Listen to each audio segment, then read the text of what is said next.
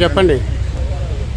నేడు 78వ వర్ధంతి సందర్భంగా జాతిపిత మహాత్మా గాంధీకి నివాళులర్పించాం.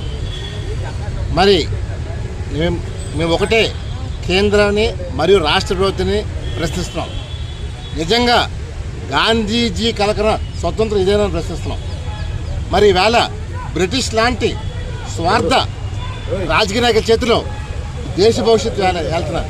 మరి నాలుగు బ్రిటిషులకి ఈరోజు రాజకీయ నాయకులకి తేడా పెద్ద లేదు. అంటే నేను మొత్తం అందరినీ అంటలేదు, 80% బ్రిటిష్ లాంటి వాళ్ళు వేళ పరిపాలిస్తున్నారు దేశాన్ని, రాష్ట్రాలు. మేము ఒకటే కోరుతున్నాం, నిజంగా గాంధీజీ బ్రతుకుంటే ఈవేళ ఆయన సుభాష్ చంద్రబోస్, భగత్ సింగ్, అల్లూరే కరెక్ట్ అని చెప్పేవారు.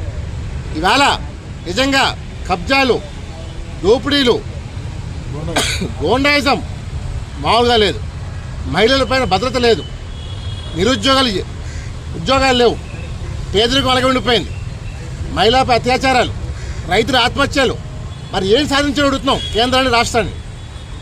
ఒకటే కోరుతున్నాం, కనీసం మీరు గాంధీజీ సిద్ధాంతాలు ఆచరించడైతే నిజంగా ప్రజలకి వాళ్ళు ఏమైతే కోరుకుంటున్నారో ఇమ్మని చెప్పి కేంద్రాన్ని, రాష్ట్ర ప్రభుత్వం మరోసారి కోరుతున్నాం.